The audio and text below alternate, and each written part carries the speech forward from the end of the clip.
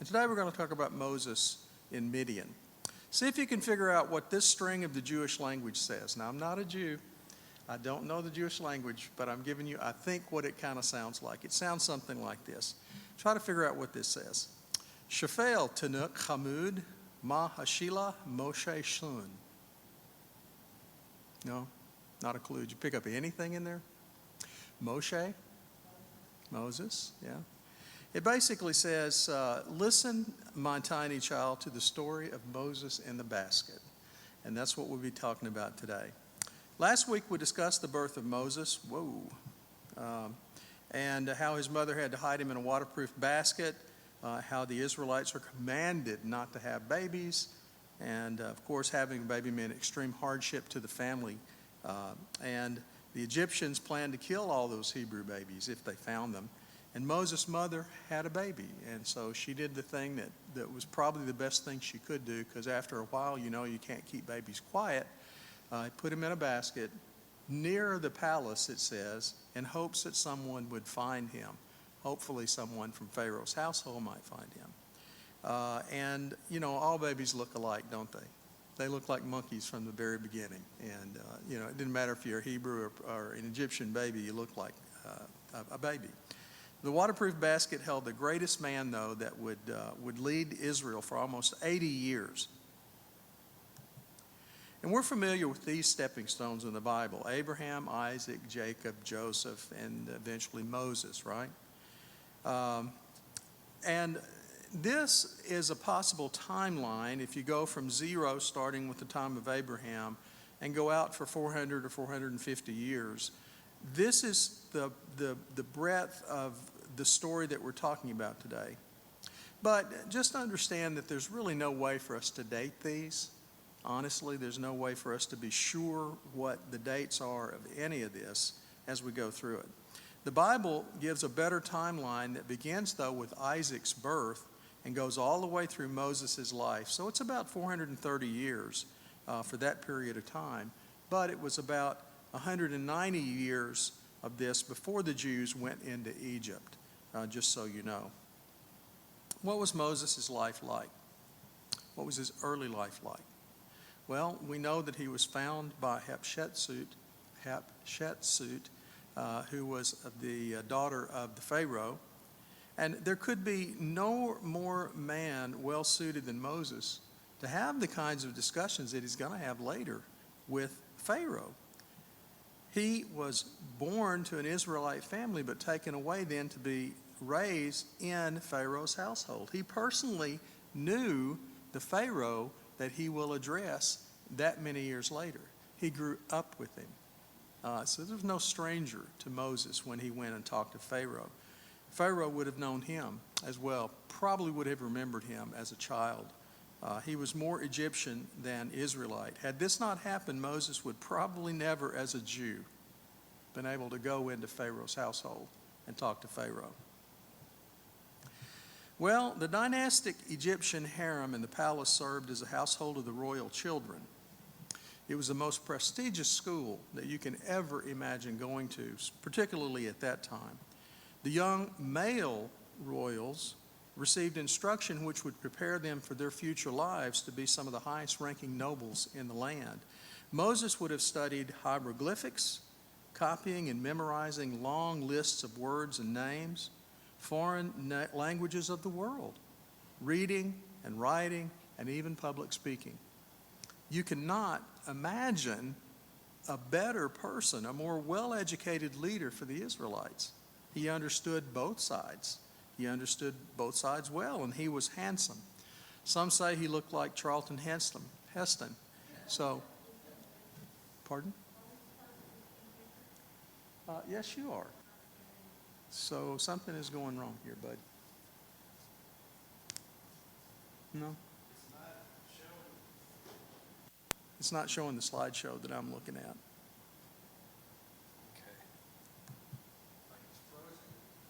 We'll keep going, and eventually you're going to have pretty pictures. I have a picture here of Charlton Heston, and he is a handsome dude. There's no question about it, right? But what makes him handsome is he's got a braid on this side, his hair's long, and that braid has gold foil wrapped around a part of it. So he's just, I mean, if you can imagine a beautiful man He's even more beautiful in this picture, and hopefully you'll be able to see it in a minute. So you get you dudes out there, if you want to be handsome, that's all you really need to do is grow some hair and put a braid in one side of your face. Well, how do you think Moses' early life in Egypt would later impact his leadership of the Israelites? Do you think there was some, or perhaps a lot, of resistance in the Jewish ranks for him? They knew his story. They knew where he came from. They knew his background. And on the other side of things, how would it have been when he addressed Pharaoh face to face? If he had not gone through living in the palace for a period of time and been part of the royal family. I have some nice pictures you guys are not getting to see here. We're about to go off track for a minute, though, and consider something you might not think to be important, and that was simply this. Who was the Pharaoh that was ultimately convinced to let Israel go? Who was that Pharaoh? Dating when Moses was born and when he was leading the Jews from Egypt is a pretty hard job. There are two major possibilities, an earlier date and a later date. The later date is more reasonable and more commonly accepted, but there's no physical proof that Israel was ever in Egypt. You want to try anything? No? Just give up? We could try and plug in this and back in. All right. I've never seen this before. I worked in IT all my life, and every time something goes wrong with a program or a project we're working on, that's what they say. I've never seen anything like this before. Well, it's different. Uh-huh. Yeah. We'll try to Let me slideshow again. Let's see. let me close this and see if we start it up again. File, exit, close. I'll start PowerPoint all over.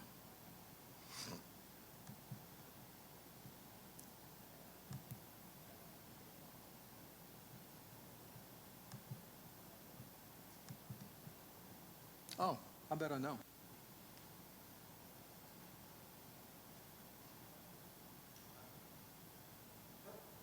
I pushed those buttons a few times. Let's see if it goes to the next slide. Pardon? Let's see if it goes to the next slide. Oh, yeah, okay. Oh, that would help, wouldn't it? It looks like it's working. Hey, all right.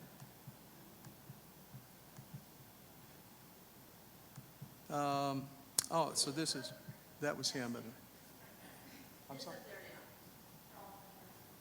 That's Charlton Heston. Yeah. Nice looking dude, huh? So going off track here and trying to date when Moses was born and when he was leading the Jews from Egypt is a hard thing. There are two major possibilities for the most part when you look at it. One will tell you it was an earlier date, the other tells you it was a later date. But there's no physical proof one way or the other. The later date aligns with Moses' story, and it's the most commonly accepted date. If you date the departure from Egypt in 1446 or 47, and certain things seem to line up. Moses' age, when he would have returned from Midian, he'd been there for 40 years, who the Pharaoh was at the time, the same one, by the way, who was his uncle, but just a few years older when he was living in the palace with him, and he was about his same age. Now, that would have been this guy here, Amenhotep II. His body was mummified, and today it resides in a museum in Egypt. The image to the right shows him as a young boy, and this is how Moses would have remembered him or thought of him in his mind when they were younger. If, of course, this is really the Pharaoh at the time of Israel's Exodus. Just this, know this, you're looking at the actual person who actually talked to Moses and knew him. That kind of is a stunning thing to think of, if indeed this was the one. There are three mummies that are there available for us to look at of the pharaohs that possibly could be the one, but this one seems to be the most possible. And the other two include Hatshepsut, and we'll talk about her in a minute, or her husband, Thutmose III. It's doubtful that there will be any mummified bodies of any Jewish people from this time. Why? Well, when a Jewish person died, it was it made you unclean if you touched them. So there was not a profession of embalming Jewish people when they died. You just won't find it. You wouldn't find mummified Jewish people today. This is possibly the mummy of the princess who found baby Moses in the stream. Her name would have been Hatshepsut, if indeed she was the one who found him. Just imagine, though, if she is the one, you're looking at the woman who raised him from an infant, who looked down on him and loved him as a child, and as he grew into a teenager was proud of everything that he learned and everything he did. Now, if only the Hebrews followed Egypt's conventions, and we probably could one day be looking at Moses. But again, it probably won't happen because they would not mummify anybody. This is Hatshepsut. Were there female pharaohs? Of course there were. I didn't know that until I did this study. To the Egyptian, though, all things in the universe have both a male and a female part. Even though your class is a male or a female, you still have male and female parts in you. So I didn't know that there were female pharaohs. About 15 years, though, before Moses was born, the pharaoh would have been Amenhotep II. We've already seen his picture. And at that time, Pharaoh Amenhotep had a daughter. Her name was Hatshepsut. And this is a picture of Hatshepsut. One of his sons, a stepbrother to Hatshepsut, actually became the pharaoh, but because he had a different mother than the previous pharaoh had, all of the children in the line he had a different mother than she did, and so she had to marry her stepbrother in order for him to be able to take the throne, if you can imagine. He was married to her and he reigned for 22 years. And when Amenhotep died, Hatshepsut then stepped in and reigned after Thutmose died. And she was Israel's first female pharaoh. There have been other female Egyptian leaders, of course, and Queen Nefertiti is probably the one you could think of that comes to mind. Now, all of this time, while all of this was happening, Moses was away in Midian preparing for his return. And when he returned to face the Pharaoh, it was more than likely a man that he grew up with in the palace, and they would have known each other as young boys. Now remember this when we start talking about the plagues later, and Moses is talking directly to the Pharaoh. Hatshepsut was full-on Pharaoh. Even though her beard was fake, she reigned for many years in Egypt. Her full name, which has 5 parts, is very hard to pronounce, but I'll go ahead and say it for you just so you know. If you ever had to go to her court, this is how you would refer to her. Wesretkau, Wadranput, Sek Hempti, Jesserkau, Menk Hepra, Thutmose, Kepher Hopper, Ooh. So you can read here what some parts of that name meant. She wore male clothes, and she strapped on an official beard and made herself the official royal. And it wasn't uncommon for all of the pharaohs who didn't have facial hair to wear a fake beard, but they had to do that in order to assume the throne. Here she is shown with her fake beard and without her beard. And all pharaohs sported a beard. She was the first female, and she was a beautiful woman. Just have to imagine a little bit of makeup on the image on the far right, but she was a beautiful woman. It gives me goosebumps, though, to realize that, again, we're looking at someone here who knew Moses face to face, who knew him as a child and loved him probably. Now, this is one possible alignment of the pharaohs in Moses' life, and currently there's no way to know for certain which is the right one. But again, many websites suggest it was later than this, and Pharaoh Seti or Ramses would have been on the throne at the time. But this is the more commonly accepted one. Now, you can break Moses' life into 3 40-year segments: his youth in Egypt, his time in Midian, and of course the return from Egypt to march the Israelites all the way back to Canaan following a fateful Passover night and the miraculous crossing of the Red Sea. And we'll talk more about all of that as the time comes. So back to the story of Moses in Egypt and his escape to Midian. After the killing of the Egyptian, Moses had to flee the palace, and then he ran to the province of the Midianites. Why did you suppose Moses went to the Midianites and not to Palestine where his family lived? Not to the Jews there? Well, one reason, they weren't in Palestine at that time. It wasn't until he actually did what he was going to do that he led them over to Palestine. So he had really not only a few places to turn, and Midian was one of those places. Now, who were the Midianites? Well, they were much like their cousins who lived in Moab to the right, to the east of them. They were descendants of Moab, and of course, they didn't worship Yahweh of the Jews. Instead, they worshiped Baal Peor, and they were enemies of the Jews most of their existence. And they, the Midianites, did not ride Harley-Davidson motorcycles. Midian was the son of Abraham by Keturah, so they were cousins of the Israelites. Remember the story of Joseph being thrown in a cistern? And some merchants passed by, saw him down there, took him out, took him with them to Egypt and sold him. They were the Midianites that found him and took him to Egypt. So they're responsible for the Jews even going there in the first place. Later, when Moses came back with the Israelites on their escape from Egypt, it's going to be the Midianites that try to pull them away by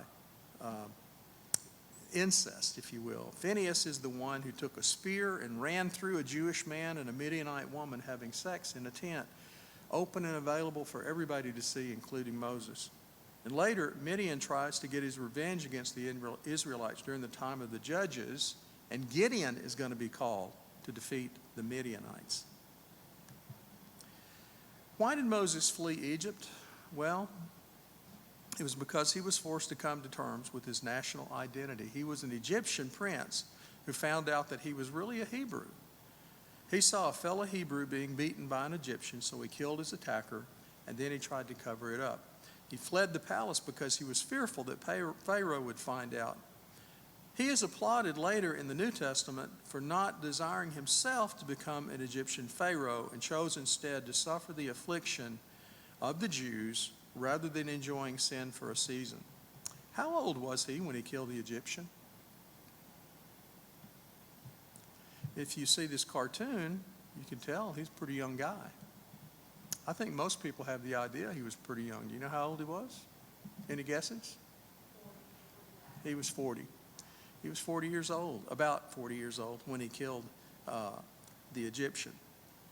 Now, Moses had two sons, Eliezer and Gershom. Gershom was the oldest, and there's a story about him almost being killed by God because he was never circumcised. His mother Zipporah stepped in quickly and circumcised him, and that assuaged God's anger toward him, and so Moses' son then did not die as a result of that. He had at least two grandchildren, a son of Eliezer named Rehabiah and a son of Gershom who's named Shebuel. Now, he had two children, Rehabiah and Shebuel, or two grandchildren, if you will, but there was a third one, and that was Jonathan. Jonathan is seldom mentioned in the Bible after he is mentioned, his birth is mentioned, but anything he did is basically not mentioned there. But there's one interesting story about him because he was an idol worshiper. I mean, a grandson of Moses becoming an idol worshiper. I mention that to tell you all, you are who you are, and you are not who your children are or who your grandchildren are. And that helps me in some ways if you think about what might happen to families as they grow, even regardless of how they are as children when they grow up. So go way back now to the time of Moses in Pharaoh's house. He was a 40-year-old man. He saw an Egyptian beating a Hebrew slave. Rather than asking for God's help, we know he took matters in his own hands, right? He killed that Egyptian taskmaster. He thought the Jews were going to accept him, but of course the Jews did not accept him at all. It didn't work out the way he thought. They didn't see him as their Savior. They didn't see him as important. Moses probably didn't think it through, though, before he killed that taskmaster. Did he have a plan? Did he know that his next steps were going to be? All of this happened before the burning bush incident, though. So later in his life, he's going to meet God, and God's going to talk to him in a burning bush. And it makes it seem a little more reasonable then when he asked Moses, "Why me? I'm no one special. They won't accept me as their leader." The Jews had already rejected him as any kind of leader, and he had to flee from the family that he'd known all of his life as well. So I'm sure Moses felt he was a man alone from the rest of the world. Would this be the last time Moses was ever told, "Who died and made you king over me?" You're not our king. Well, this mantra is repeated over and over during the 40 years that they will wander in the wilderness under Moses' leadership. And I'm sure you've seen this kind of behavior in your own children or grandchildren. If you haven't, believe me, I know it. I have. Here's an interesting thought. Can you take your life and divide it into 3 30 or 40-year segments? And I say 30 because if you're as old as me, it would have to be 30-year segments. But if you're older than that, maybe 40-year segments. You spend the first 20 years under your parents. They basically do everything for you. Then the next 20 years, you establish your own home with a wife, possibly children. This would be your first 40 years. Moses spent his first 40 in the palace waiting, becoming groomed and educated for what would follow. Then you spend the next 40 years in your middle age trying to fit in with the younger generation and yearning for success. Those are your Midian days, if you will. In Midian, Moses went to university, so to speak, and he also went to work there building his family. And finally, you settle into your later 40 years in your old age, your final destiny. And that's a time that we come into this story and we're seeing Moses. Has God ever shown you that you can't do it alone? Yeah, he's certainly shown me this, I'll tell you. God has a way of showing you can't do it on your own. It's learned by mistakes in your life, right? Hopefully early in your life. Moses found that lesson late in his life, though, after he killed the Egyptian. He thought his Hebrew brothers would see him as a deliverer when he put things in his own hands.